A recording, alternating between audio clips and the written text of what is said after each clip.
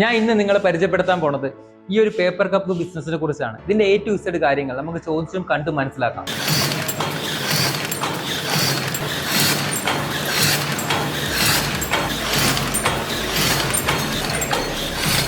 ഏറ്റവും കൂടുതൽ വന്ന കമന്റ് എന്താ വെച്ച് കഴിഞ്ഞാൽ കേരളത്തിൽ ഈ ഒരു പേപ്പർ കപ്പ് ബാൻ ആണെന്ന് പറഞ്ഞിട്ടാണ്. അതായത് നമുക്കിതിൽ ലോൺ എമൗണ്ട് എന്ന് പറയുന്നത് സ്വന്തമായിട്ട് തുടങ്ങുന്നതുകൊണ്ട് നമുക്ക് ഗവൺമെന്റിന്റെ ഒത്തിരി സബ്സിഡിയും കാര്യങ്ങളും ഒക്കെ ഉണ്ട്. ഇനി എല്ലാവർക്കും അറിയേണ്ട ഒരു ആൻസർ ആണ് ഇതിൽ നിന്ന് പെർ മന്ത് എത്ര രൂപയാണ് പ്രോഫിറ്റ് കിട്ടുക എന്നത്.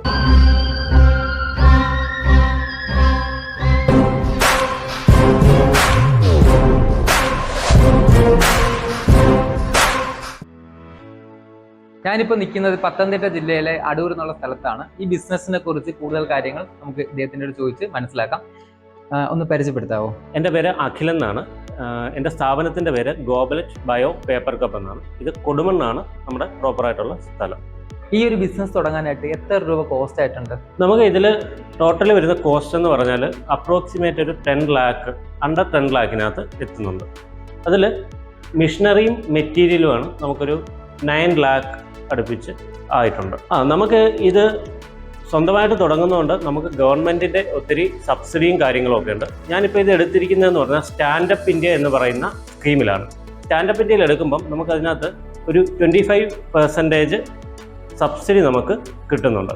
ഇത് നമ്മുടെ വ്യവസായ വകുപ്പുമായിട്ട് ബന്ധപ്പെട്ടാൽ നമുക്ക് സ്വയം തൊഴിൽ എന്ന മേഖലയിലാണ് ഇത് നമുക്ക് ലോൺ അനുവദിക്കുന്നത്. കേന്ദ്ര സർക്കാരിൻ്റെ 2-3 സ്കീമുണ്ട്. 1 മുദ്രയാണ്, 2 സ്റ്റാൻഡപ്പ് ഇന്ത്യ, 3 PMEGP. 3 രീതിയിൽ നമുക്ക് ലോൺ ലഭിക്കും.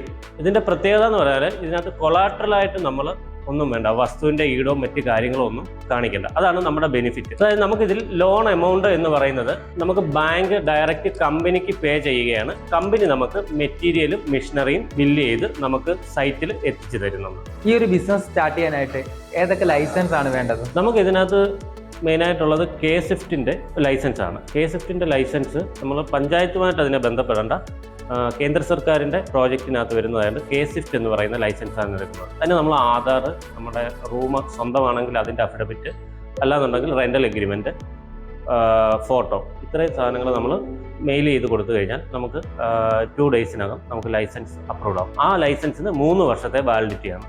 അത് കഴിഞ്ഞ് വേണമെങ്കിൽ നമുക്ക് K-SWIFTൽ തന്നെ അത് റിന്യൂ ചെയ്യാം, അല്ലെങ്കിൽ പഞ്ചായത്തിലേക്ക് മാറും.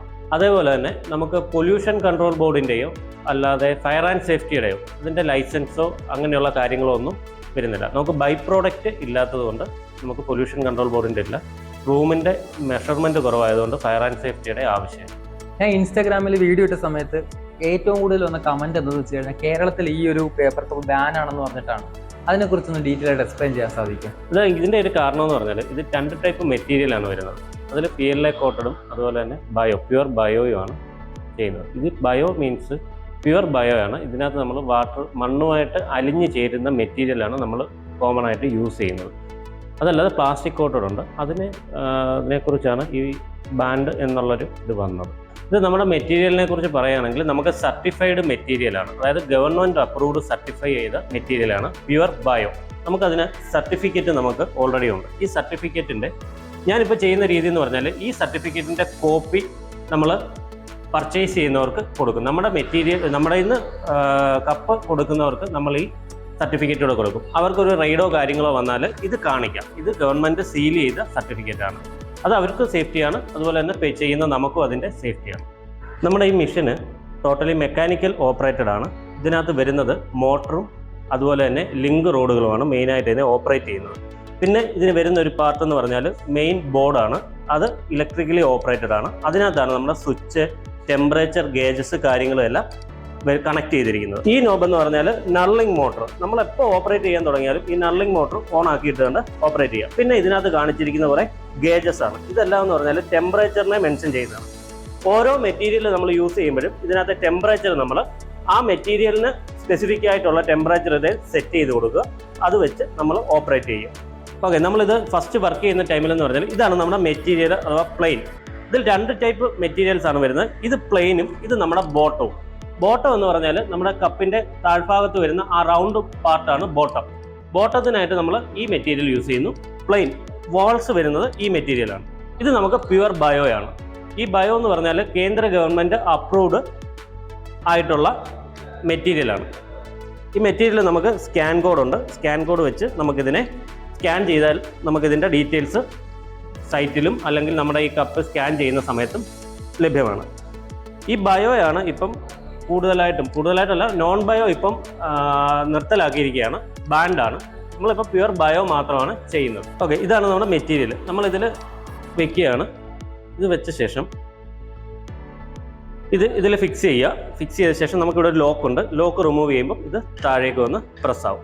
അതിനുശേഷം നമ്മൾ സ്വിച്ച് ഓൺ ചെയ്യുന്ന സമയത്ത് പേപ്പർ മൂവായി നേരെ ഇവിടെ തൊട്ടാണ് ഡൈ എന്ന് പറയുന്ന ഭാഗം. ഡൈയിൽ വന്ന് അത് ഹീറ്റായി അത് വാള് അതിൻ്റെ ടെമ്പറേച്ചർ കൊണ്ട് പൊട്ടിയ ശേഷം അത് മൂവ് ചെയ്ത് നമുക്ക് ഈ ഓരോ കപ്പിൻ്റെ ഡൈയിൽ എത്തും. ആ ഡൈയിലെത്തി അത് റൊട്ടേറ്റ് ചെയ്ത് ഇവിടെ വരുമ്പോൾ അതിൽ നമ്മുടെ ബോട്ടം വന്നിട്ട് ഹീറ്റായി പ്രസ്സാവും.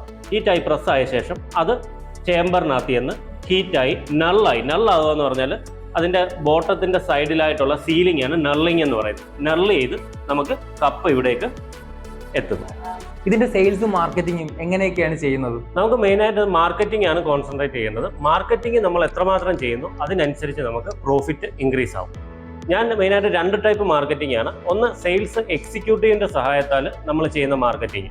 ഷോപ്പുകളിലെത്തി നമ്മൾ പർച്ചേസിങ് ഡീറ്റെയിൽസ് എടുത്തിട്ട് കൊടുക്കുന്നു. അല്ലാതുള്ളതെന്ന് പറഞ്ഞാൽ നമ്മൾ ഡിജിറ്റൽ ആയിട്ടുള്ള മാർക്കറ്റിംഗ് ആണ്. Facebook, WhatsApp, other applications use ചെയ്ത് നമ്മൾ ചെയ്യുന്നുണ്ട്. അപ്പോൾ നമ്മൾ കേരളം മൊത്തത്തിൽ നമ്മൾ ഡിസ്ട്രിബ്യൂഷൻ ആയിട്ടുണ്ട് 1.5 വർഷത്തിനകം. ഇനി എല്ലാവർക്കും അറിയേണ്ട ഒരു ആൻസർ ആണ്, ഇതിൽ നിന്ന് പെർ മന്ത് എത്ര രൂപയാണ് പ്രോഫിറ്റ് കിട്ടുക എന്നത്. പ്രോഫിറ്റ് നമ്മൾ വർക്ക് ചെയ്യുന്നതനുസരിച്ചിരിക്കും. മാർക്കറ്റിംഗ് മാക്സിമം ചെയ്യുന്നതിനനുസരിച്ച് പ്രോഫിറ്റ് ഇൻക്രീസ് ആവും. 1 lakh എബോവ് വരെ കിട്ടുന്ന മാസങ്ങളുണ്ട്. അത് നമ്മുടെ വർക്കിനെ ഡിപ്പെൻഡ് ചെയ്ത് ഇരിക്കും.